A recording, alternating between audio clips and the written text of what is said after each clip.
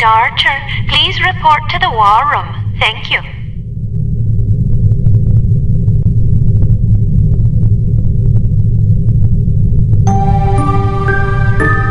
Agent Goodman's death is a terrible blow, no question about it.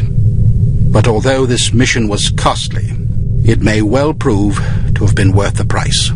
I wish I could believe that. You mustn't lose sight of our objectives.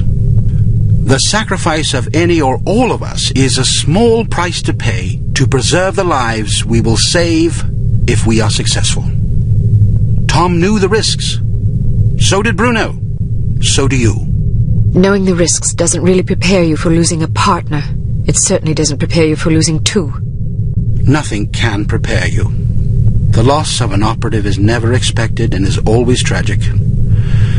But as horrible as it sounds, it's also inevitable. It's a dangerous job. Perhaps Mr. Smith is right. Perhaps I'm not up to the task. Rubbish. You've performed remarkably well under extraordinarily difficult circumstances. I confess I was somewhat skeptical at first, but that was before I grasped the magnitude of the situation. In my entire tenure as a field operative, I never once faced a crisis this formidable, and certainly can't say I would have done so with the aplomb and competence you've demonstrated thus far. I didn't realize you were a field operative. Indeed, for 14 years. After the war, I found I was having a hard time adjusting to civilian life. Fortunately, an old acquaintance of mine was recruiting for Unity and happened to ring me one afternoon. I've never looked back. Sort of difficult to imagine, isn't it? Not at all. You flatter me. Anyhow, let's have no more self-pity. What do you say? Yes, sir. So before you served on the committee, you and Bruno were colleagues. And friends. Did you ever work together on an assignment? Frequently. We lost track of how many times we'd saved each other's lives. And you still believe he was capable of treason? In my heart, no. Intellectually, I don't quite know what to believe. No question about it. He was always a steadfast, resourceful fellow, but the history books are full of patriots turned traitors. There's no telling what a man is capable of, given the appropriate temptations. I know what I believe. I admire your conviction, and I pray you're right. Ah, Mr. Smith, I hope you have some good news. Good news would be that we hadn't lost another valuable agent on this mission. What news do we have? Well, our analysis of Agent Archer's photographs is complete. And? We have a possible lead on Dr. Schenker's whereabouts. I think we can classify that as good news. As I said, it's all relative. This harm situation isn't the only crisis in the world, and we're fast running out of competent field agents. Then suppose you get to the point and tell us what we know about Dr. Schenker so we can go fetch him. It's somewhat speculative at this point, but it's possible that Harm is keeping him at a secret underground research facility in North America. We don't know the exact location of this facility, but thanks to the files Archer photographed, we know it exists, apparently in the vicinity of a lumberyard in western Washington state. It seems the site is being supplied by an American Railways passenger train.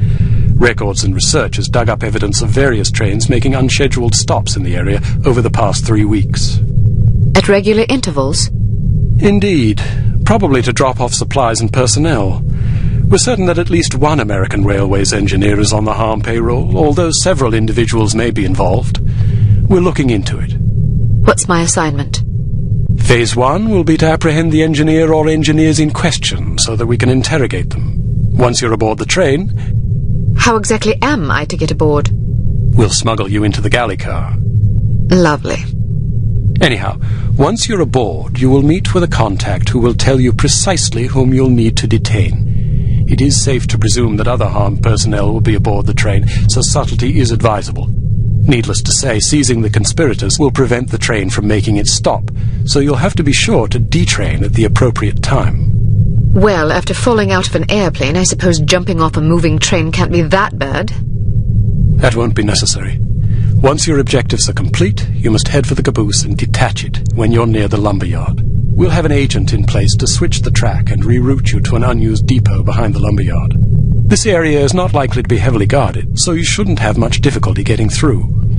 If all goes according to plan, you will rendezvous with another undercover agent who will, we hope, have information that should help you locate the underground base. Then I grab Dr. Schenker and get the hell out.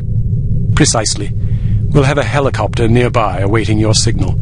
Your flight departs in 1 hour, so if you need to stop by the toy shop, now's the time. Understood. Thank you for putting things in perspective for me, sir. I promise you I will do everything in my power to destroy harm. Archer? Sir. Don't let anger cloud your judgment. Revenge is an understandable impulse, but it is also a contemptible one. Our job is not to avenge, but to protect. I can't just shut off my feelings like a tap. No, but you can bridle them and use them to fuel your resolve. Destroy harm, but do it to save innocent lives, not to retaliate for those already lost. The moment you give in to wrath, you become as reprehensible as the monsters we're hunting. Clearly, we are all called upon to take lives from time to time, but we must neither relish it nor agonize over it. It is a duty, plain and simple. Not a pleasant one, but often a necessary one. I'll do my best, sir. I have absolute confidence that you will. There was one more thing, although I'm not sure how important it is. According to one of the documents Archer photographed, it seems the Baron's wife changed her surname some time ago. Really? So her maiden name isn't McLean? It's Farnsworth. Felicity Farnsworth? Are you quite sure? Positive. Do you know of her?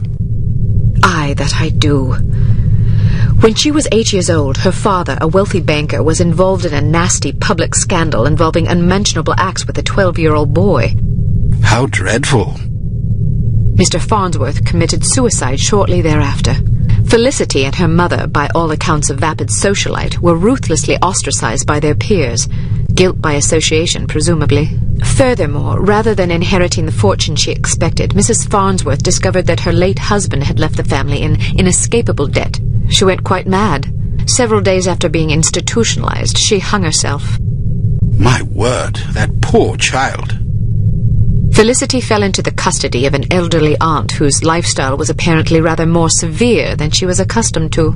About a year later, the aunt took a fatal tumble down the stairs.